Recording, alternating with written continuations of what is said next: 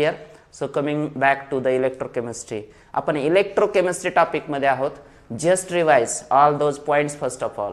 काय काय आहे मित्रांनो या टॉपिकमध्ये सांगा. प्रत्येकाने एक पॉईंट सांगायचं काय आहे इलेक्ट्रोकेमिस्ट्रीमध्ये. पुस्तकाचं पान पलटायचं नाही आता, जे काय आहे ते घरी. हां, इलेक्ट्रिक कंडक्टर्स,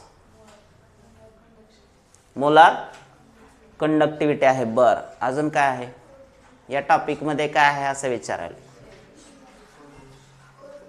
हां, कोल्ड्रुश लॉ आहे. बरोबर. अजून काय आहे? झाला टॉपिक. इलेक्ट्रोकेमिकल सेल्स आहेत. बरं, अजून? तुम्ही बोर्डाचे पेपर देऊन आलेलेच पोरं आहेत ना, म्हणजे आत्ताच बोर्ड परीक्षा दिली नाही ह्या वर्षी, मग कसं काय एवढ्या लवकर गजनी झालाय तुमचा? काय काय आहे? Relation between K and lambda, conductivity and molar कंडक्टिव्हिटीचं रिलेशनशिप. बरं, अजून? फ्युअल सेल्स आहेत. अजून काय?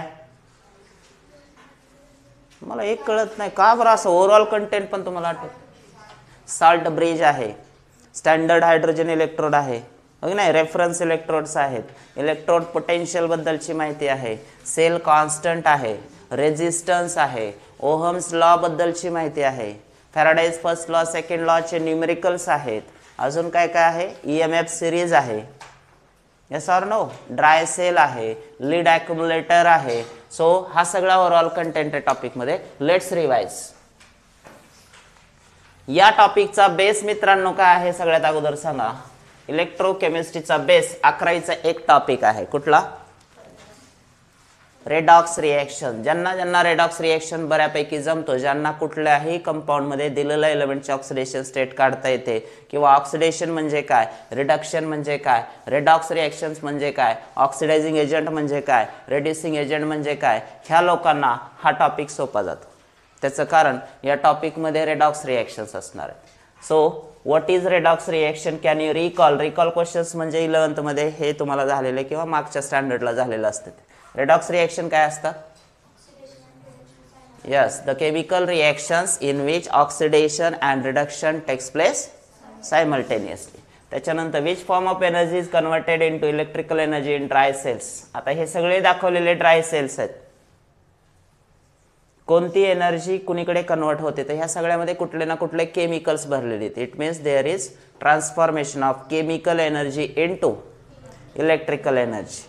Okay, so coming to the electrochemistry. इलेक्ट्रोकेमिस्ट्रीमध्ये नेमकं काय इन्व्हॉल्ड आहे? So electrochemistry is the branch of physical chemistry which deals with the study of interconversion of chemical and electrical energy. काय आहे इलेक्ट्रोकेमिस्ट्री मध्ये? So it is the area of chemistry which is concerned with interconversion of chemical and electrical energy. काही cells मध्ये chemical एनर्जीचं conversion कशात व्हायलंय? Electrical energy मध्ये. आणि काही cells मध्ये इलेक्ट्रिकल एनर्जीचं कन्व्हर्जन कशात व्हायलंय? कशामध्ये व्हायलंय? Chemical energy. So this is the branch of physical chemistry. Then very first point of this topic is electric conduction. Electric conduction it means charge transfer, flow of current. मग current flow होणं किंवा charge transfer होणं हे possible कसं आहे? तर electric conduction through आहे. आता हे कंडक्शन दोन प्रकारचे आहे मित्रांनो. पहिला जो प्रकार आहे कंडक्शनचा तो आहे metallic conduction. Very first is what? Metallic conduction. It means conduction of or the transfer of charge by the way of metals. मेटलचा वापर करून मेटॅलिक वायर्सच्या थ्रू जे पण इलेक्ट्रिक करंट फ्लो केला जातो त्याला आपण काय म्हणतो? Metallic conduction. इथं वैशिष्ट्य काय आहे की electric conduction through metals involves direct flow of electrons from one point two the other. Direct electrons जातात. आता हे जे सगळे मेटॅलिक कंडक्टर्स आहेत, वायर्स तुम्ही पाहताय, त्याच्यामधून इलेक्ट्रॉन्सचा फ्लो डायरेक्ट होतोय. It means flow of current is by the way of flow of electrons directly from one point two other point. ठीक आहे, मेटॅलिक कंडक्शन. आता याच्या बाबतीत आपण सॉलिड स्टेटमध्ये पाहिलं होतं की कसे मेटल्स इलेक्ट्रिसिटी किंवा करंट फ्लो करू शकतात, कसे इलेक्ट्रॉन्स फ्लो होऊ शकतात. तर बँड थिअरी आठवते? बँड थिअरीमध्ये काय काय पाहिलं होतं आपण? व्हॅलन्स बँड, कंडक्शन बँड आणि त्यामध्ये असणारा गॅप. तर मेटल्समध्ये जो गॅप आहे बँड गॅप तो नसतोच, कंडक्शन बँड आणि व्हॅलन्स बँड ओव्हरलॅप असतात, त्यामुळे सहज व्हॅलन्स बँडमधले इलेक्ट्रॉन कुठे जातात? कंडक्शन बँडमध्ये. त्याचा फायदा काय होतो? ते इलेक्ट्रॉन कंडक्शन बँडमध्ये आले की ते फ्लो होऊ शकतात. तेच जर तुम्ही बघितलं तर नॉन कंडक्टर्स इन्सुलेटर जे आहेत त्यांच्यामध्ये व्हॅलन्स बँड आणि कंडक्शन बँडचा गॅप कसा होता? खूप जास्त होता. त्याच्यामुळे प्रॉब्लेम काय येत होता? तो गॅपच एवढा होता की व्हॅलन्स बँडमधून कंडक्शन बँडमध्ये इलेक्ट्रॉन्स उडीच मारू शकत नव्हते, काही जरी केलं तरी, टेम्परेचर वाढवलं तरी. त्यामुळे ते इन्सुलेटर्स आहेत, त्यामुळे ते नॉन कंडक्टर्स आहेत. आणि तेवढ्या मोठ्या गॅपला मग आपण बँड गॅप न म्हणता एक नाव पण दिलं होतं, फॉरबिडन झोन, जे की इन्सुलेटरच्या बाबतीत आहे. सेमी कंडक्टरच्या बाबतीत तो गॅप असतो पण कमी असतो. टेम्परेचर वाढवलं तर व्हॅलन्स बँडमधून इलेक्ट्रॉन्स कुठे जाऊ शकतात? कंडक्शन बँडमध्ये. मग सेमी कंडक्टरचं टेम्परेचर डिपेंडंट कंडक्टिव्हिटी होते आणि त्याच्यात मग आपण परत टाईप्स वगैरे बघितले, अजून काय करून वाढवता येईल कंडक्टिव्हिटी, तर intrinsic extrinsic semiconductors. Back to our point, मेटलच्या थ्रू जर कंडक्शन पाहिजे असेल तर डायरेक्ट फ्लो ऑफ इलेक्ट्रॉन आहे. दुसरी जी मेथड आहे ज्याच्यातून कंडक्शन होणार आहे ती म्हणजे कोणते? Electrolytic or ionic conduction. याच्यामध्ये काय असतं की इलेक्ट्रोलाइट्स वापरलेले. इलेक्ट्रोलाइट्स ज्यावेळी त्यांचे ॲक्वेस सोल्युशन असतात, मोल्टन सोल्युशन असतात, तर ते डिसोसिएट होतात, आयनाइज होतात, त्यांचे कॅटायन्स आयनाइन्स तयार होतात आणि ते कॅटायन्स आयनाइन्स मूव्ह होतात. त्यामुळे काय होतं? इथं जो चार्ज ट्रान्सफर होतो तो by the flow of electrons नसून by the motion of ions आहे. मग कॅटायन्स आयनाइन्सच्या मोशनमुळं, मुवमेंटमुळं चार्ज ट्रान्सफर होतो, करंट ट्रान्सफर होऊ शकतो आणि आपला जो पर्पज आहे तो साध्य होतो. पण इथं इलेक्ट्रॉन्स फ्लो न होता आयन्स ट्रान्सफर होतात, म्हणजे मॅटरचं ट्रान्सफॉर्मेशन चालू. मॅटर एका ठिकाणाहून दुसऱ्या ठिकाणी चाललाय, transfer of matter takes place. Is that clear? कारण आयन्स हे काय आहेत? ॲटम्सचेच पार्टिकल्स आहेत ना, with the loss of or with the gain of electrons. त्यामुळं इथं आयन्सचं मुवमेंट जे आहे त्याच्या थ्रू आपल्याला चार्ज ट्रान्सफर दिसते. Movement of ions through molten electrolytes. आणि मग इलेक्ट्रोलाइट्स कोणते असू शकतात? तर सॉल्ट असू शकतात, स्ट्रॉंग ॲसिड असू शकतात, वीक ॲसिड असू शकतात, वीक बेसेस असू शकतात. त्यांचे आयन्स तयार होणं आणि त्याची मुवमेंट दिसते आपल्याला, त्याच्या थ्रू इलेक्ट्रोलायटिक कंडक्शन होतं. Then next point of the topic is information provided by measurement of conductivities of solutions. कुठल्याही इलेक्ट्रोलायटिक सोल्युशनची आता कंडक्टिव्हिटी मेजर करूनच किंवा कुठल्याही सोल्युशनची कंडक्टिव्हिटी मेजर करूनच आपण ठरवू शकतो की त्याच्यातून किती प्रमाणात करंट फ्लो होणार आहे किंवा चार्ज ट्रान्सफर होणार आहे ते. मग आता त्याच्यानुसार आपण जर बघितलं तर इलेक्ट्रोलाइट्सला ऑलरेडी आपण क्लासिफाय केलेलंच आहे. आयोनिक इक्विलिब्रियम कालचा जो टॉपिक आहे त्याच्यामध्ये इलेक्ट्रोलाइटचे मुख्य प्रकार कोणते आहेत? दोन, strong and weak electrolytes. Strong electrolyte dissociate कसे होतात? कंप्लीट. आणि वीक इलेक्ट्रोलाइट्स पार्शियली. मग स्ट्रॉंग इलेक्ट्रोलाइट जर कंप्लीट डिसोसिएट होत असतील तर ते मॅक्सिमम आयन्स तयार करतील. मॅक्सिमम आयन्स राहिले तर फ्लो ऑफ करंट किंवा चार्ज ट्रान्सफर हा मॅक्सिमम असेल. याचा अर्थ स्ट्रॉंग इलेक्ट्रोलाइटची कंडक्टिव्हिटी कशी असेल मित्रांनो? जास्त. आणि वीक इलेक्ट्रोलाइटची कंडक्टिव्हिटी कशी असेल? कमी. आणि नॉन इलेक्ट्रोलाइटची कंडक्टिव्हिटी कशी असेल? नॉन इलेक्ट्रोलाइट म्हणजे जे आयन्स तयारच करत नाहीत ते. फॉर एक्झाम्पल इथं दिलंय बघा, सुक्रोज, युरिया, हे असे कंपाऊंड्स आहेत ज्यांचे ॲक्वेस सोल्युशन जरी केले तरी त्यांचे आयन्स तयार होत नाहीत. They do not dissociate. मग त्यांना काय म्हणायचं? Non electrolyte. मग यांची conductivity nearly to distilled water म्हणजे 0. म्हणून मग नॉन इलेक्ट्रोलाइट्स हे conductivity nearly equal to water दाखवतात, म्हणजे 0 दाखवतात. पण स्ट्रॉंग इलेक्ट्रोलाइट्स, वीक इलेक्ट्रोलाइटचा जर विचार केला, स्ट्रॉंग इलेक्ट्रोलाइटची कंडक्टिव्हिटी कशी असेल? स्ट्रॉंग इलेक्ट्रोलाइट्स कंडक्टिव्हिटी कशी असेल? हाय कंडक्टिव्हिटी. आणि वीक इलेक्ट्रोलाइट्स कंडक्टिव्हिटी कशी असेल? वीक इलेक्ट्रोलाइट्स कंडक्टिव्हिटी कशी असेल? Low conductivity. कारण वीक इलेक्ट्रोलाइट पार्शियली डिसोसिएट होतात, आयन्स मिनिमम तयार होतात, त्यामुळं आपोआपच चार्ज ट्रान्सफर पण मिनिमम पाहायला मिळतं. म्हणून वीक इलेक्ट्रोलाइटची कंडक्टिव्हिटी कशी आहे? लो. आणि स्ट्रॉंग इलेक्ट्रोलाइटची कंडक्टिव्हिटी कशी आहे? हाय. सगळ्यांना लक्षात आलं? Let's proceed. Electrical conductance of solution. आता जातो आपण पुढचा पॉईंट या टॉपिकचा, तो म्हणजे इलेक्ट्रिकल कंडक्टन्स. त्यासाठी सगळ्यात अगोदर आपल्याला समजून घ्यावं लागेल ओहम्स लॉ काय आहे. What is Ohm's law? बोला पटकन. V is equal to IR. It is the product of resistance into current. Okay. Or you can define in other way also. Resistance is equal to V by I. V कोण आहे याच्यातला? Volt, voltage I current. So रेजिस्टन्सचं unit काय येईल तर व्होल्टेजचं unit काय घेतो आपण V, हो की नाही, पोटेन्शियल डिफरन्स V, आणि करंटचं एम्पियर. मग युनिट काय येणार आहे व्होल्ट डिव्हिजन मध्ये करंट आहे म्हणजेच पर एम्पियर. सो रेजिस्टन्सचं युनिट काय आलं मित्रांनो व्होल्ट पर एम्पियर, किंवा त्याला डायरेक्टली ओहम असं पण डिनोट करतात. So unit of resistance is ohm और व्होल्ट पर एम्पियर. पहिलं युनिट. आता युनिटवर क्वेश्चन फिक्स आहे सीईटी मध्ये, लक्षात ठेवा. तुम्हाला प्रत्येक क्वांटिटीचे या टॉपिक मधली प्रत्येक क्वांटिटी त्याचं युनिट माहित पाहिजे. युनिट वरती फिक्स क्वेश्चन आहे, तो बोर्डाला पण विचारला जात होता. आता सीईटी नीट जे येईल त्याला पण ते फिक्स विचारला जाणारच. क्वेश्चनच्या बाबतीत नो ऑप्शन, 100% विचारला जाणार आहे. युनिट बेस्ड क्वेश्चन एक तरी असेल 50 पैकी तुम्हाला, त्याच्यामुळे युनिट पार्टच ठेवा. सो रेजिस्टन्सचे युनिट एक तर ओहम आहे किंवा व्होल्ट पर एम्पियर. त्याच्यानंतर जातो आपण इलेक्ट्रिकल कंडक्टन्स. रेजिस्टन्स हा फ्लो करंट फ्लोला अपोज करणारी गोष्ट आहे म्हणजे रेजिस्टन्स. मग आता रेजिस्टन्सच्या विरुद्ध काय असेल conductance. Conductance is denoted by capital G which is inverse of what resistance. रेजिस्टन्सच्या विरुद्ध आहे. ओके, मग कंडक्टन्सचं युनिट काय येईल जर याचा व्होल्ट पर एम्पियर होतं तर कंडक्टन्सचं काय 1/R आहे ना, सांगा. एम्पियर पर व्होल्ट, किंवा ओहमला घेताना काय घ्यावं लागेल अपॉन रेजिस्टन्स आहे ना, किंवा पर ओहम असेल. रेजिस्टन्सचं ओहम आहे तर कंडक्टन्सचं काय असेल पर ओहम असेल, किंवा त्यालाच आपण अजून एका युनिटने डिराईव्ह करतो ते म्हणजेच S, capital S. Capital S means Siemens, SIEMENS, unit of conductance. काय काय होऊ शकते पहा, एकतर सिमेन्स किंवा पर ओहम किंवा एम्पियर पर व्होल्ट. 3 युनिटने तुम्हाला कंडक्टन्सवर क्वेश्चन विचारला जाऊ शकतो. किंवा आता त्याच्यामध्ये एम्पियर पर व्होल्ट, एम्पियर हे कोणाचं युनिट आहे करंटचं.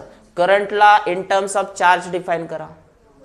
Q is equal to IT असतं, ओके नाही. I इज इक्वल टू काय Q बाय T. Qचं युनिट काय चार्जचं कुलम. सो हे कुलम आलं.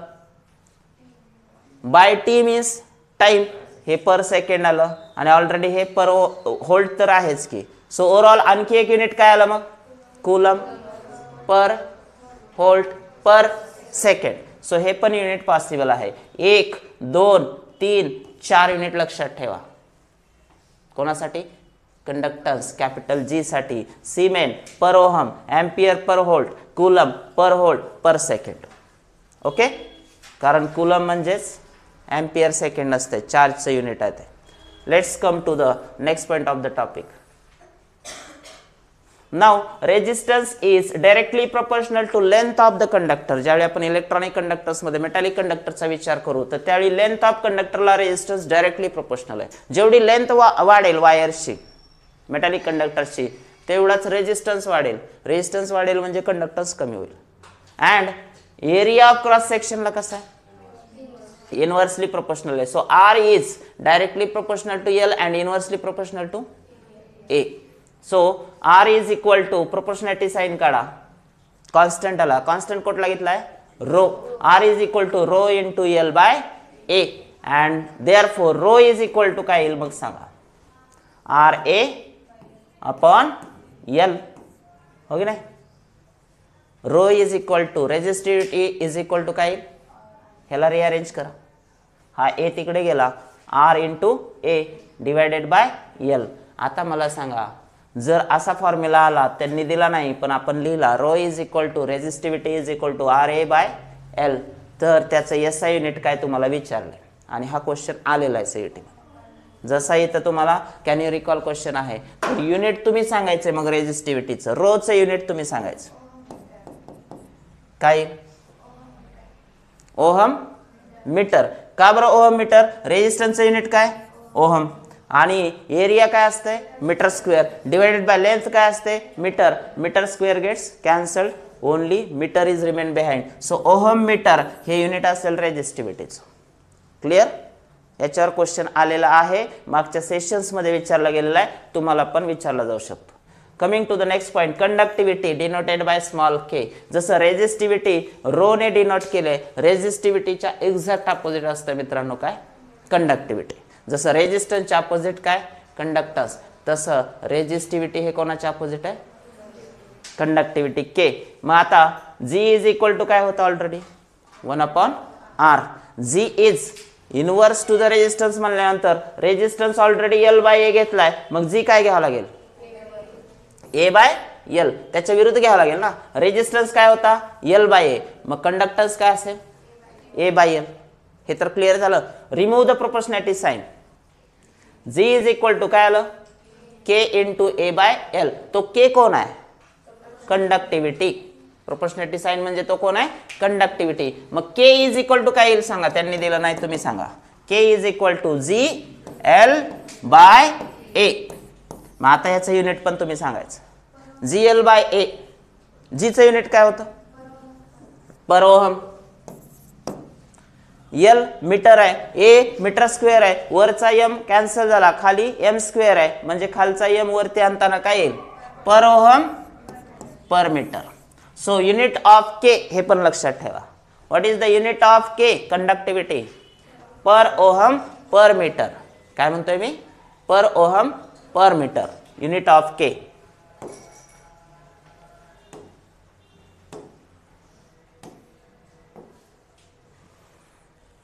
नाउ द रिलेशनशिप, को relationship between the K and rho. दोघांचा रिलेशनशिप काय येईल पहा. K इज इक्वल टू आपण आता लिहिलं G into L/A. But what is that if you correlate with the rho. G is inversely proportional to R and 1/R into L/A. जर याच्यामध्ये आपण रो ची व्हॅल्यू शोधली तर काय येते, रो म्हणजे तुम्ही ऑलरेडी लिहिलेलं आहे. What is rho, rho is equal to RA/L होतं. मग आपोआपच तुम्हाला काय मिळेल equation, K is inversely proportional to the rho और K इज इक्वल टू 1/रो. K काय येणार आहे, रेजिस्टिव्हिटीच्या अपोजिट येणार आहे. 1/रो दिलेलंच आहे, क्वेश्चन येत आहे, आलेला आहे, तुमच्या पण एक्झामला येईल. आणि युनिट बद्दल तर काय बोलूच नका, ऑलरेडी मी तुम्हाला युनिट बद्दल आतापर्यंत सांगितलंय. एक क्वेश्चन एक्सपेक्ट करून चला या टॉपिक मधून. एक क्वेश्चन याच टॉपिकचा युनिट वरती येईल आणि ह्याच सगळ्या पॅरामीटरवर येणार आहे. ठीक आहे. सो युनिटच्या बाबतीत कन्फ्यूज होऊ नका. रेजिस्टन्सचं युनिट, कंडक्टन्सचं युनिट, रेजिस्टिव्हिटीचं युनिट, कंडक्टिव्हिटीचं युनिट पाठच ठेवावं लागतं. Next point is molar conductivity. अजून पण बऱ्याच विद्यार्थ्यांना कंडक्टिव्हिटी आणि मोलार कंडक्टिव्हिटी हा फरकच नाही कळत. त्यांना दोन्ही एकच वाटते. कंडक्टिव्हिटीला बी ते लॅम्बडा समजतात, मोलार कंडक्टिव्हिटीला पण ते लॅम्बडा समजतात. तसं नाहीये. Conductivity is denoted by K, small k, and molar conductivity is denoted by lambda. काय फरक आहे तर मोलार कंडक्टिव्हिटी काय असते पहा.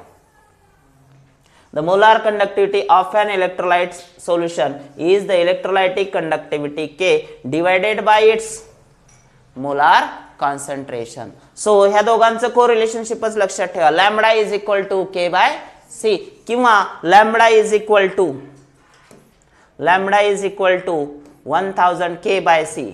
हा पण फॉर्म्युला आहे. Lambda is equal to 1000 K/C. तो 1000 का आला तर तुम्ही त्याचं युनिट जर चेंज करायला गेलात तर तो येईल. आता इथे युनिट काय लिहिलं होतं पहा. मोलार कंडक्टिव्हिटीचं युनिट काय आहे चेक करू शकता तुम्ही. SI units of K are siemens per metre, that of concentration moles per metre cube. Hence SI unit of molar conductivity is siemens metre square per mole. लक्षात ठेवा मोलार कंडक्टिव्हिटी लॅम्बडाचं SI unit काय आहे सांगा, siemens metre square per mole किंवा common units employed for molar conductivity काय घेऊ शकतो आपण, सीमेनला काय घेऊ शकतो पर ओहम घेऊ शकतो. त्यानंतर मीटर स्क्वेअरच्या ऐवजी आपण काय घेऊ शकतोय cm स्क्वेअर घेऊ शकतो आणि पर मोल आहे तसंच. सो पर ओहम cm स्क्वेअर पर मोल हे पण युनिट वापरलं जातं, पण हे SI नाही आहे.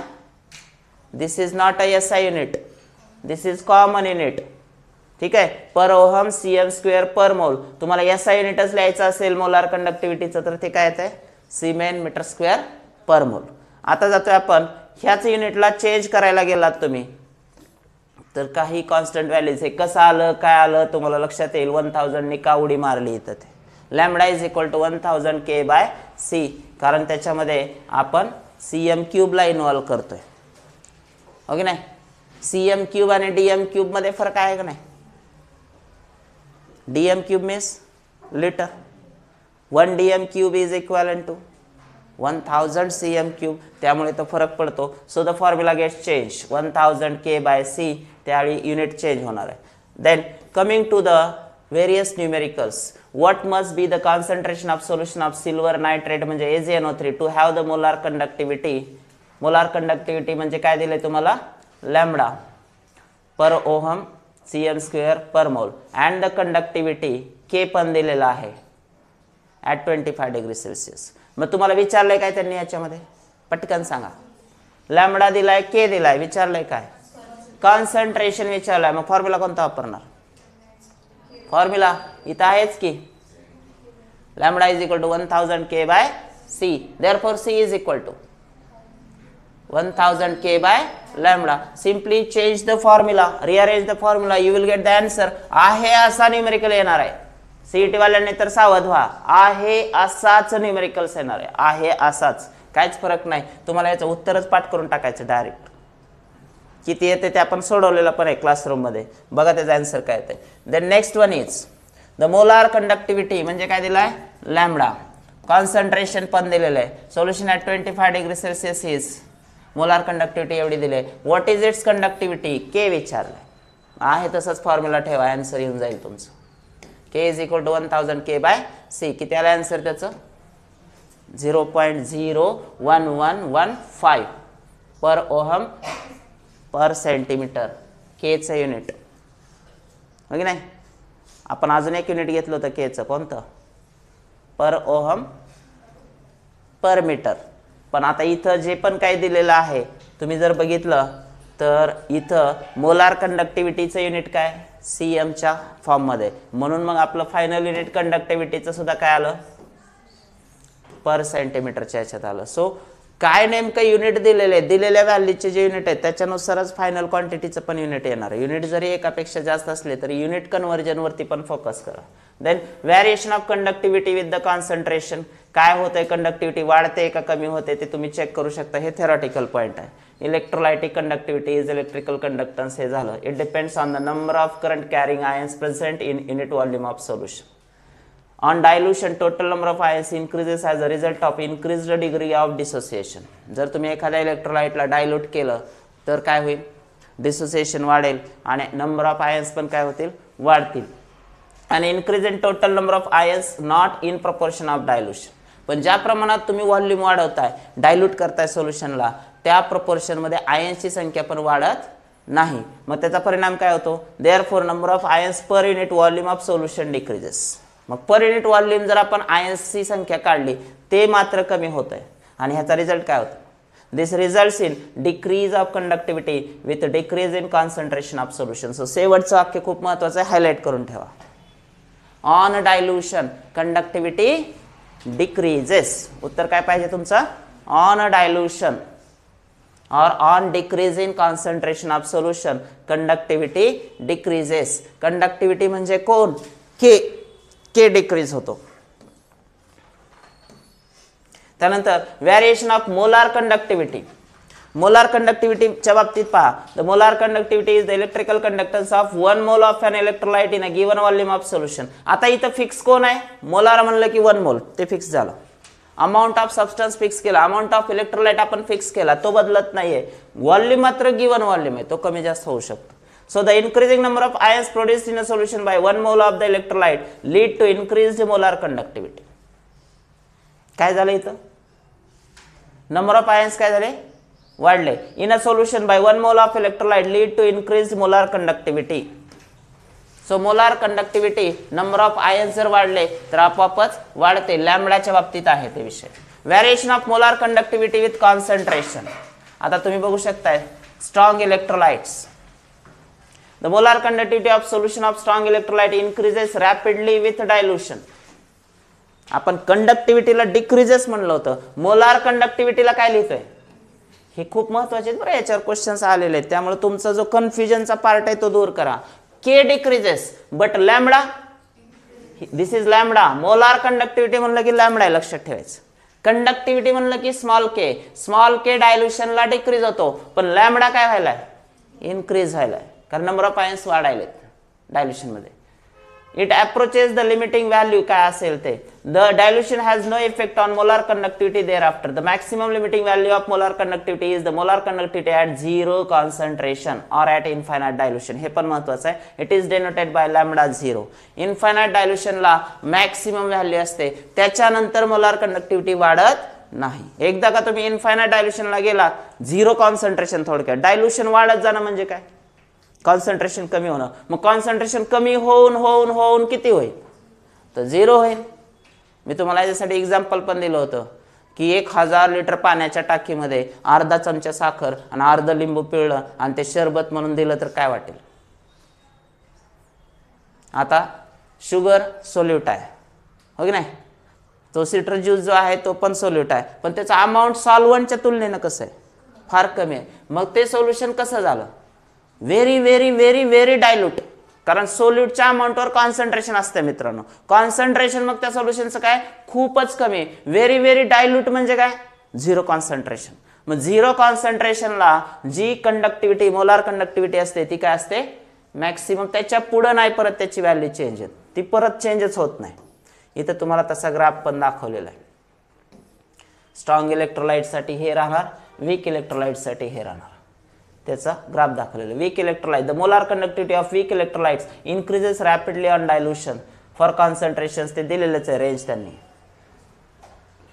Lambda value is lower than lambda zero, the molar conductivity at zero concentration.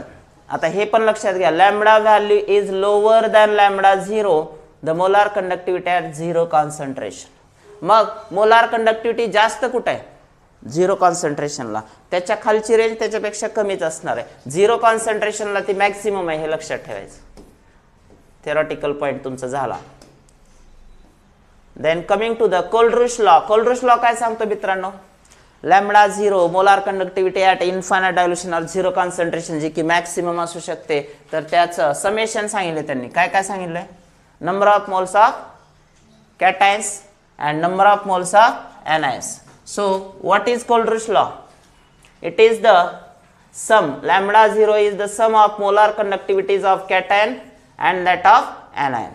दोन्ही कॅटायन्स आणि एनायनच्या मोलार कंडक्टिव्हिटीची बेरीज. सम म्हणजे काय असते, ॲडिशन. बेरीज म्हणजेच काय येणार, molar conductivity of that electrolyte. मग एखादा इलेक्ट्रोलाइट आहे, फॉर एक्झाम्पल NaCl आहे, तर NaCl ह्या इलेक्ट्रोलाइटची लॅम्बडा 0 व्हॅल्यू कशी डिफाईन करणार, तर molar conductivity of Na plus molar conductivity of Cl minus. Clear, कॅटायनची मोलार कंडक्टिव्हिटी प्लस एनायनची मोलार कंडक्टिव्हिटी, दॅट इज कोलब्रुश लॉ. पण आता सॉल्ट बदलला की हे बदलणार आहे चित्र. कारण समजा मी तुम्हाला सॉल्ट दिला बॅरियम क्लोराइड BaCl2. आता सांगा मला molar conductivity of Ba2 plus फक्त Cl मायनस नाही, 2 into Cl minus, it means twice molar conductivity of Cl minus. कळलं की नाही, हे ऍडिशन होईल. म्हणजे सॉल्ट चेंज झाला, नंबर ऑफ आयन्स वेगवेगळ्या पद्धतीने तयार होतील. तर हा N जो इंडिकेट करतो तो काय इंडिकेट करतो, number of moles of that ions formed. Yes or no, is that clear. Aluminium chloride आहे, AlCl3 आहे सपोज, तर काय असेल, molar conductivity of Al3 plus 3 into molar conductivity of Cl minus. म्हणजे सॉल्टच्या डिसोसिएशन कडे पण आपल्याला लक्ष द्यावं लागेल. That is very much important.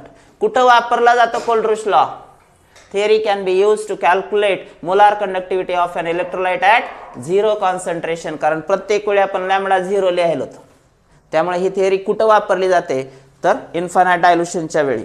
आता इथं पहा KCl दिलाय, लॅम्बडा 0 ऑफ K प्लस म्हणजे काय, हे पण लॅम्बडाच आहे, हे पण लॅम्बडाच.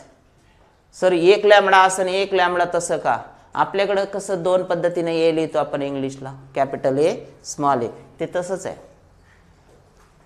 डेल्टा लार्ज चेंज असेल तर आपण काय वापरतोय, डेल्टा. पण जर स्मॉल चेंज असेल तर काय वापरलं, डी. हो की नाही, तसं आहे ते. कॅपिटल लॅम्बडा समजा, स्मॉल लॅम्बडा समजा, दोन्हीचा अर्थ एकच आहे, molar conductivity. So K plus ची conductivity, molar conductivity plus Cl मायनसची मोलार कंडक्टिव्हिटी. हे झालं KCl साठी. पण बॅरियम हायड्रॉक्साइड मध्ये तुम्ही चेक करा, कॅटायन किती तयार होणार 1, पण ऍनायन किती तयार होईल 2. So it is into 2. ते फरक पडेल, नंबर चेंज होईल. त्यानंतर knowing the molar conductivities of ions at infinite dilution lambda 0 values of electrolyte can be obtain. थोडक्यात काय, इलेक्ट्रोलाइटच्या लॅम्बडा 0 व्हॅल्यूज ज्यांच्या काढू शकत नाहीत एक्सपेरिमेंटली, त्यांच्या कोलरिस लॉने काढू शकतो. The theory is particularly useful in calculating lambda 0 values of weak electrolyte. हे पण महत्वाचं आहे. weak electrolyte from those of strong electrolytes. For example, lambda 0 of, आता हे एक्झाम्पल दिलेत मग त्यांनी. weak electrolyte ची काढायची आहे तुम्हाला. कोणापासून? स्ट्रॉंग इलेक्ट्रोलाइट पासून. ही थिअरी पर्टिक्युलरली वापरली जाऊ शकते. आता इथं पहा, lambda 0 of acetic acid. Acetic acid हा कसा आहे मित्रांनो? वीक आहे का स्ट्रॉंग आहे? वीक आहे. आणि मग ह्याची काढायची आपल्याला इनडायरेक्टली, एक्सपेरिमेंटली काढता येत नाही, तर कोलरिस लॉ मधून कशी काढली जाऊ शकते चेक करू शकता तुम्ही. आता HCl ची, HCl हा स्ट्रॉंग ऍसिड आहे, NaCl हा acid salt of strong acid and strong base आहे, आणि सोडियम ऍसिटेट हा सुद्धा काय आहे? स्ट्रॉंग इलेक्ट्रोलाइटच आहे, कारण त्याच्यातला एक जण स्ट्रॉंग आहे ना, हो की नाही. सो या तिघांवरून तुम्हाला ऍसिटिक ऍसिडची काढता येते. कशी काढता येईल? तर lambda 0 of HCl plus lambda 0 of sodium acetate ह्या दोघांना ऍड करायचं आणि त्याच्यातून NaCl ची मायनस करायची. आपोआपच तुम्ही जर बघितलं तर जे सेम आयन्स आहेत ते कॅन्सल होतील. कोणते कोणते सेम येऊ शकतात त्याच्यामध्ये? सेम येणार आहे बघा, हा Na प्लस मायनस आहे, हा Na प्लस प्लस आहे. अजून हा Cl मायनस मायनस आहे, हा Cl मायनस प्लस आहे. मग शिल्लक काय काय राहिलाय? CH3COO मायनस आणि H प्लस, ह्या दोघांना कंबाईन करा. Acetate ion plus H plus ion काय होईल? Acetic acid. मग ऍसिटिक ऍसिड जर तयार होत असेल तर आपोआपच तुम्हाला काय व्हायलंय? इनडायरेक्टली मोलार कंडक्टिव्हिटी कोणाची मिळाली? ऍसिटिक ऍसिडची, कारण काही आयन्स कॅन्सल झाले ना त्याच्यामध्ये, हो की नाही. सो ऍसिटिक ऍसिडची मोलार कंडक्टिव्हिटी बरोबर काय केलं? परत एकदा पहा, addition of the 2 electrolytes and subtraction of 1 of them. 3 पैकी एका स्ट्रॉंग इलेक्ट्रोलाइटची मोलार कंडक्टिव्हिटी मायनस करा. ते अशा पद्धतीने अरेंज करायचे तुम्हाला की त्या तिघांच्या ऍडिशन आणि सबस्ट्रॅक्शन मध्ये तुम्हाला कोण मिळालं पाहिजे? ज्या वीक इलेक्ट्रोलाइटची विचारली ते मिळालं पाहिजे. आता बाय एक्झाम्पल आपण इथं बघूया दुसरं. इथं तुम्ही सोल्युशन मध्ये जायचंच नाही, फक्त याच्याकडे लक्ष द्या, चेक करा वाटल्यास.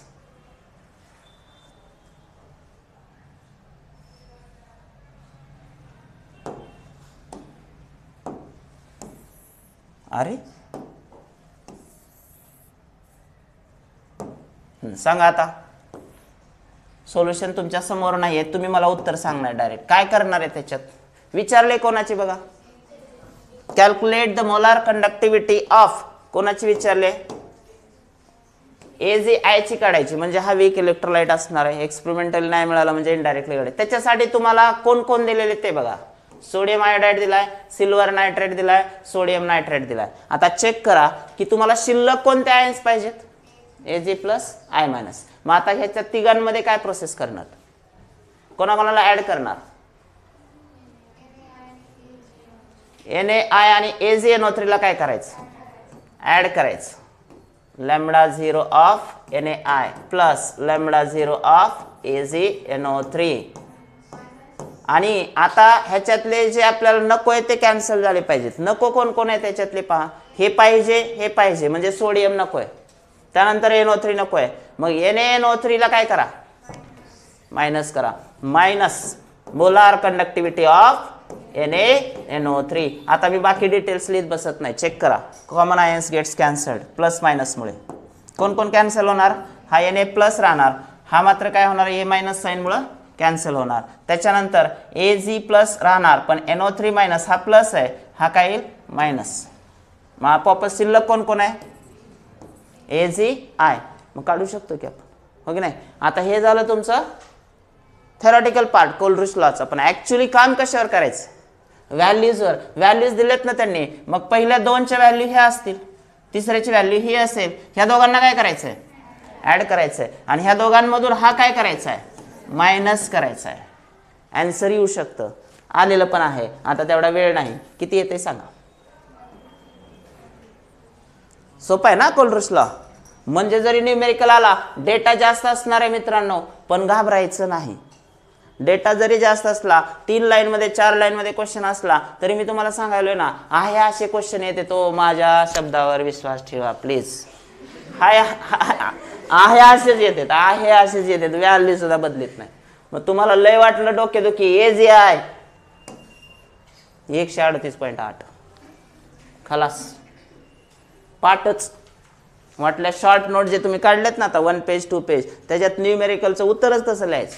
हे जे यायचं न्यूमेरिकल आला ते हे काय बदलणारे व्हॅल्यूज आहेत का मला सांगा? ह्या काय कंडक्टिव्हिटी चेंज होतात का?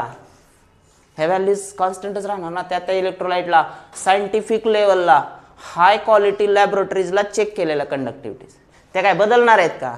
नाही. मग ते थोडंच बदलणार आहे. जर AGIचा न्यूमेरिकल आला आपोआप उत्तरच पाठ ठेवायचं.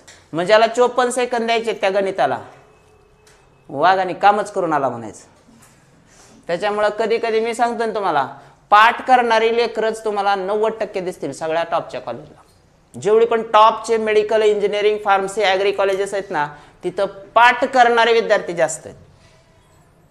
मला तर खरं सांग का, आता लय लोक म्हणतात IQ वगैरे, बुद्धिमत्ता, बुद्ध्यांक वगैरे, पण माझा त्या गोष्टीवर विश्वासच नाही. सब झूट वाटते. बरेच पालक येऊन सांगतात आमचा भैयाना लय हुशार आहे हो, लय त्याचा IQ भारी आहे, एक पाटीचा आहे. काय म्हणतात? एक पाटी आहे. एक पाटी म्हणजे काय? एकदा वाचले की त्याच्या लक्षात राहत नाही. पण प्रॉब्लेम हा आहे की ती वाचितच नाही. मग तुमच्या बाह्याकडे काय आहे? काहीच नाही. आमची दिदी ना एवढी भारी आहे, तिचं IQ लय भारी आहे, तिने एकदा जर ऐकलं तिला दुसऱ्यांदा सांगायची गरज नाही. पण माझ्याकडे 12 महिने झालं तुमची दिदी आहे, ती ऐकतच नाही की. माझं तर नाही हो ऐकलं 12 महिन्यात तुमच्या दिदीनं, मग मी काय करू? म्हणजे हुशार असण्यापेक्षा मेहनती असणं गरजेचं आहे. तुम्हाला लय बुद्धी लागत नाही.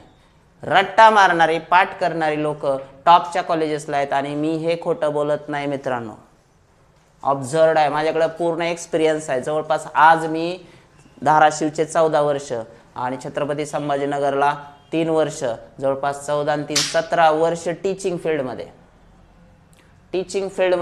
त्यामुळं 17 बॅचेस जरी नाही म्हणलं तरी माझ्या हाताखालून गेलेले आहेत. खूप सारे हजारो विद्यार्थी मी जवळून बघितलेले आहेत. मेहनत करणारे हे कधीही बीट करतात. हुशारी असेल पण मला त्याच्याबद्दल जास्त डिटेलमध्ये जायचं नाही. IQ असेल बी एखाद्याचा, पण IQचा वापरच नाही झाला, लोखंड ती गंजतंय राव. मग हे कसं जागेवर राहील त्याचा वापर नाही झाला? फिनिशिंग पाहिजे का नाही? बरोबर आहे का? म्हणून मेहनत करणारे पुढेच जातात. आणि मेहनत करणारे हे डिसिप्लिन्ड असतात. लक्षात ठेवा, तुम्ही जर वेळेचं महत्त्व ओळखून तुम्हाला न आवडणाऱ्या गोष्टी पण तुम्हाला आवश्यक असणाऱ्या गोष्टी जर करत गेलात तर भविष्यात तुम्हाला आवडणाऱ्या गोष्टी आपोआप मिळतात. आणि हे फार कमी लोकांना जमतंय, फक्त 5% विद्यार्थ्यांना जमतंय. एक लक्षात घ्या, अभ्यास करणं काय लय सगळ्यांनाच आवडतंय असं नाही, पण काही जणांनी ते व्रत घेतलंय. नाही, त्रास होतंय, पाठ दुखते, डोकं दुखतंय, चष्मा लागला तरी बी करायचंय. माझ्याकडे दुसरा पर्याय नाहीये. ज्यावेळी तुम्हाला कंटाळा येते ना अभ्यासाचा, खोटं सांगत नाही मी, तुमचे मायबाप आठवून बघा बरं एकदा. तुम्ही ज्यावेळी एखादी चूक करायचं ठरवलंय, काहीतरी एक्स्ट्राचे कुटाने करायला जाण्याच्या अगोदर थोडंसं मायबापाचा चेहरा समोर आणा, ती कशी राबत येते विचार करा. हे तुमचंच नाही, मी माझं एक्झाम्पल सांगतोय. माझ्या घरची फॅमिली, मी आत्ता मागच्या आठवड्यात गेलो होतो हुरडा पार्टीला 1 दिवस. ज्वारी झाली आम्हाला किती? 1 पोतं समजा म्हणाली, जी काय झाली ती झाली. 2-3 पोते ज्वारी झाली. 3 पोते जर ज्वारी म्हणलं तर बाहेर 400 रुपये हजरी आहे रोजगारांना द्यायला. माझ्या वडिलाचं वय आत्ता नाही म्हणलं तर 75+ आहे, पण सकाळपासून संध्याकाळपर्यंत ते उन्हाचं ज्वारी काढत होते. मी विचारलं का बाबा, बसा आराम करा, लेबर लावा, पण 400 रुपये हजेरी मागायला लागली. फक्त पाणी पिणं, सावलीला यायचं, पाणी प्यायचं, पुन्हा जायचं, काम करायचं. मला वाटत नाही माझे जसे आई वडील आहेत ना तसे तुमचे पण आहेत बघा. ते बी असंच उन्हातानात मरायलेत, राबायलेत, रुपयाचा विचार करतात. 100ला जर चप्पल सांगितली तर घेत नाही हो आपला बाप, पुढच्या बाजारी बघू म्हणते. आहे का नाही असं? सगळ्यांच्या घरी आहे का नाही तुमच्या आमच्या? घेतात का पॅरेंट्स त्यांना काही? नाही. मग जे पॅरेंट्स 1-1 रुपयाचा आत्ता विचार करायला लागलेत त्यांचे स्वप्न पूर्ण करायचं काम कोणाचं आहे मला सांगा? त्यांनी भविष्यात मस्तपैकी 4 व्हीलरमध्ये AC 4 व्हीलरमध्ये तुमच्या बाजूला बसावं, तुम्ही त्यांना देव करून आणावं असं वाटत नाही का तुम्हाला? पेक्षा विरुद्ध जर विचार केला आपण तर मुलींनी सुद्धा असा एक विचार करून बघा, तुमच्या पॅरेंट्सला तुमच्या कमाईच्या 4 व्हीलरमध्ये बाजूला बसून फिरवायचं. काय हरकत आहे असं स्वप्न वेगळं बघायला? सगळेजण बघत नाही, आपण बघू ना. येतं एक लक्षात? आपण थोडासा विरुद्ध विचार करा. अहो त्या मायबापांनी कष्ट घेतले तोले, त्यांच्यासाठी आपण करत नाही म्हणल्यावर मग आपण काहीच करणार नाही जिंदगीत. मला सांगा तुम्हाला करून कुणाला दाखवायचे मोठ्या गोष्टी? कुणाला दाखवायचे? आम्हाला का? आम्ही बाहेरचे लोक आहेत, आमच्यासाठी खरंच काय करू नका. तुम्हाला ज्या ज्यावेळी अभ्यासाचा कंटाळा येते ना, नको वाटतंय ना, त्यावेळी तुमचे मायबाप आठवा. 1-1 रुपयाचा हिशोब तुमची आई कशी लावते बघा घरात. लावते का नाही? शेंगदाणे पाहुणे असले तरच 2 किलो, नसले तर अर्धा किलोच हिशोब असते. किती साबण सांगायचे कपड्याचे, निरमा किती सांगायचा किराणामध्ये ठरवलेलं असते. बजेट पूर्ण प्लॅनिंग न केलेलं असते. आता वडिलापेक्षा आईचं तर मॅनेजमेंट परफेक्टच असते, त्याच्यात काही वादच नाही. मग ही लोक जर रुपये वाचून तुमचं एज्युकेशन पूर्ण करायलेत तर तुम्ही काय केलं पाहिजे सांगा बाळांनो? तुम्ही कसा अभ्यास केला पाहिजे? हो की नाही? जीव तोडून पळायलेत का नाही ते सगळे लोक तुमच्यासाठी? मग बाहेरच्या लोकांसाठी विचार करत बसण्यापेक्षा आपल्या घरच्या लोकांसाठी एकदा विचार करा की यार नाही, ही जी लोक आहेत ही देव आहेत माझ्यासाठी. मला माहित नाही देव आहे कुठं आहे काय, मी त्या वादामध्ये घुसणार नाही. पण खरं सांग का, पृथ्वी स्थलावरचे देव म्हणलं तर आपल्याला आपले आईबाप असतात बघा. आणि देवाला खुश करण्यासाठी प्रत्येक जण प्रयत्न करतोय. देवाला खुश करण्यासाठी मंदिरात जातोय, आपण ठिकठिकाणी जातोय, आपल्या धार्मिक स्थळाच्या ठिकाणी जातोय. पण मला एक म्हणायचं आहे की खरंच देवाला खुश करायचे तर आपले आईबाप अगोदर खुश झाले पाहिजे. आणि विचार करा की आपल्या आईबापाला आपण काय केल्यानंतर आनंद वाटेल आणि मग कुठलंही काम करा. मग माझा काहीच विरोध नाही. तुम्हाला जर वाटतंय आईबापाचा चेहरा येऊन पण जर तुम्ही एखादी गोष्ट करायला गेलात तर मग ते तुमच्यासोबत. पण माझी खात्री आहे 100% जर तुम्ही तसा विचार केला तर तुम्ही अभ्यासच करणार. 2 तास करता तिथं 5 तास करणार. लाख वेळा विचार करा ह्या गोष्टीचा. आणि ही शेवटची संधी आपल्याकडे.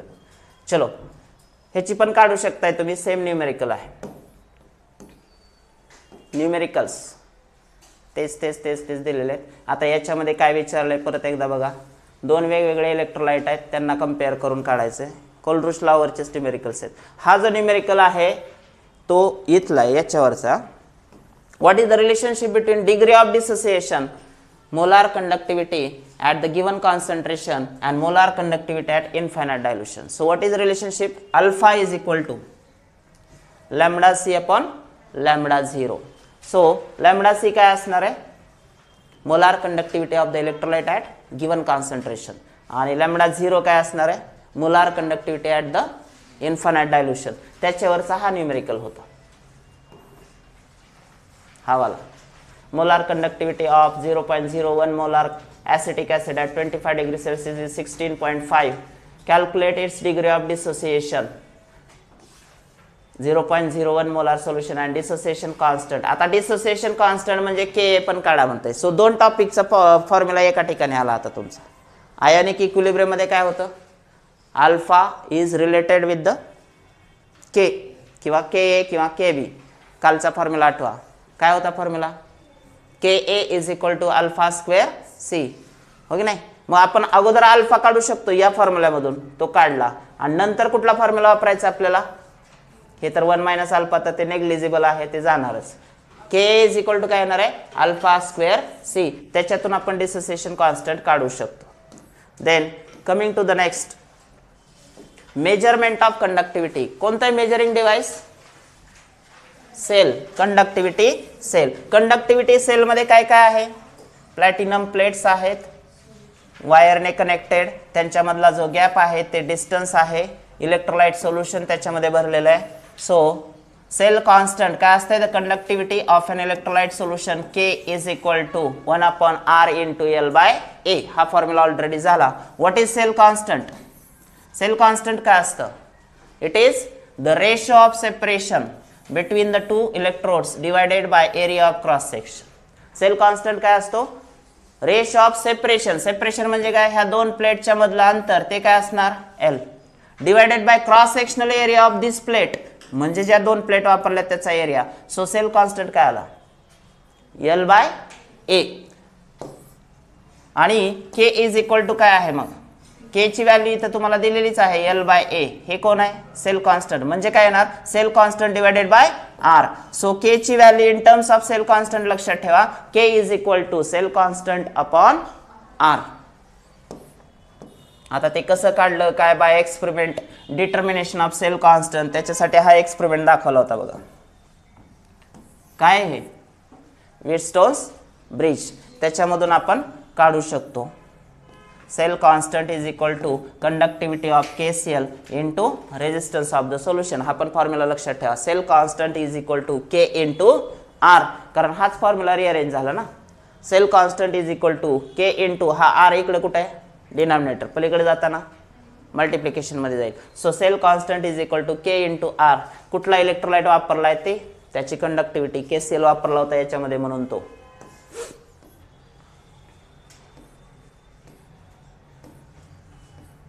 त्याच्यावर न्यूमेरिकल दिलेलं आहे, सेल कॉन्स्टंट मोलार कंडक्टिव्हिटी, ह्यांचं पण रिलेशनशिप तुम्ही इथं बघू शकता. कॅल्क्युलेशन ऑफ मोलार कंडक्टिव्हिटी हा फॉर्म्युला ऑलरेडी झाला आहे आपला. Cell constant conductivity K and R हा आणि हा फॉर्म्युला इथून इथं येते बरं, जॉईंट आहे न्यूमेरिकल.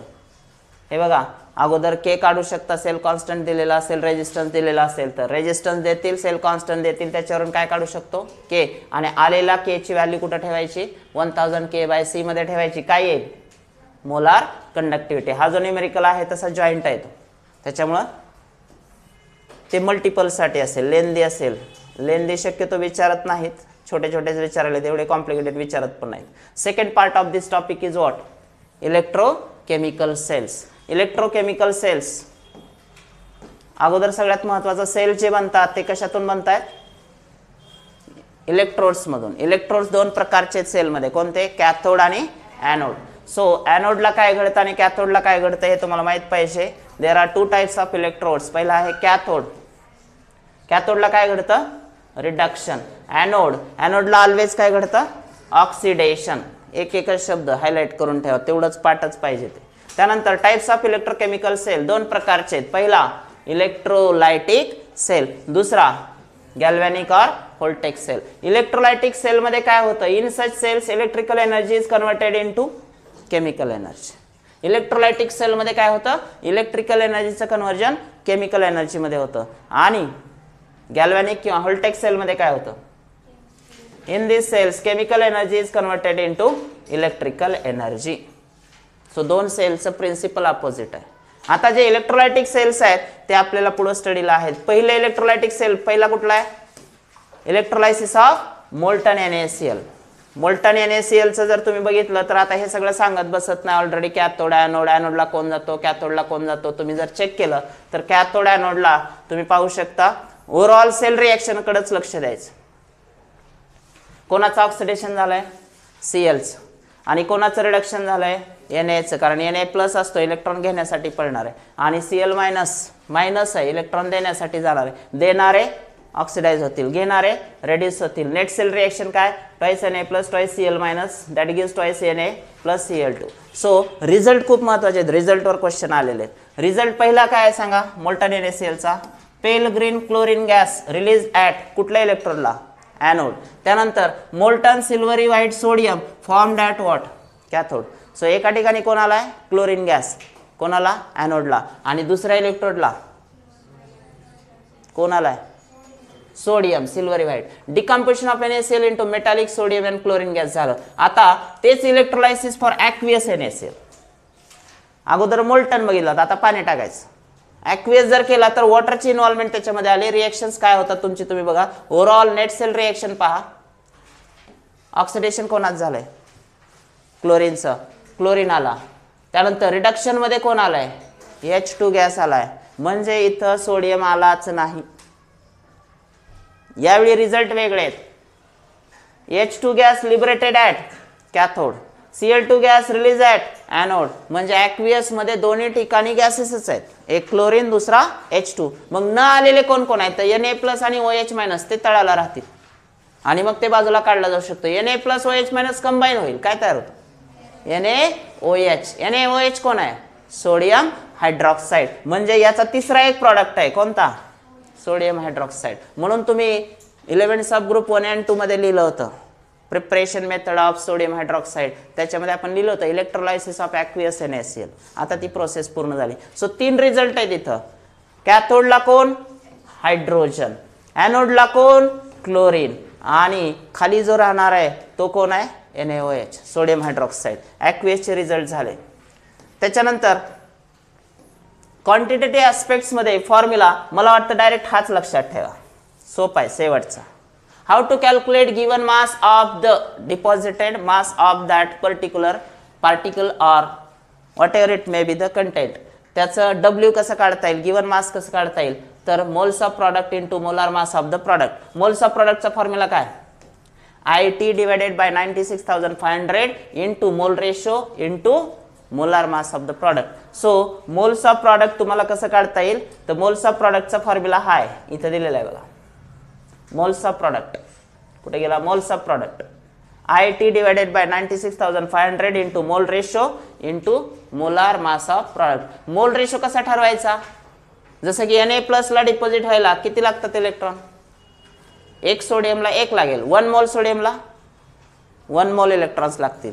पण Mg2+ ला 2. मग मोल रेशो काय आला? 1/2.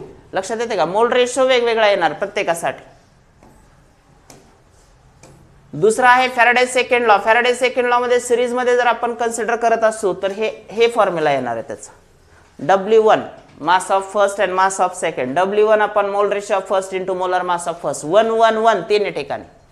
तसंच समोर काय येणार आहे? W2 upon mole ratio of 2 into M2. जर आपण काय करत असू, 2 cells containing different electrolytes are connected in series. 2 वेगवेगळे सेल सिरीज मध्ये कनेक्ट केले तर जे 2 डिफरंट सबस्टन्सेस डिपॉझिट होणार आहेत त्यांच्याबद्दल आपल्याला हे इक्वेशन वापरता येतं. आणि हेच दिलेले तुम्हाला न्यूमेरिकल जे आहेत दोन्ही ते तेच फॉर्म मध्ये दिलेले आहेत. सोपे आहेत ऑलरेडी. मासेस असतील तुम्हाला एक तर W1 विचारतील किंवा W2 विचारतील किंवा M1 विचारतील किंवा M2 विचारतील. आणि मोल रेशो जर तुम्हाला ऑलरेडी सांगितलं काढणं खूप सोपं आहे. मोल रेशो Al3+ ला डिपॉझिट व्हायला किती इलेक्ट्रॉन लागते? 3. मग मोल रेशो काय आलाय त्याचा? 1/3. सो मोल रेशो काढणं फार अवघड नाही, त्यामुळे सोपं आहे ते. त्यानंतर पुढचा पार्ट काय या टॉपिकचा? Galvanic or voltaic cell. Galvanic or voltaic cell मध्ये काय होणार? इलेक्ट्रिसिटी जनरेट होणार की वापरली जाणार? गॅल्व्हॅनिक ऑर व्होल्टेक सेल मगाशी सांगितलं होतं 5 मिनिटापूर्वी. इलेक्ट्रिसिटी इज जनरेटेड, हो नाही? जनरेट होईल ना. आणि ती कुठून होणार? स्पॉन्टेनियस का नॉन स्पॉन्टेनियस? स्पॉन्टेनियस रिएक्शन असणार आहे, त्याच्यातून जनरेट होणार आहे.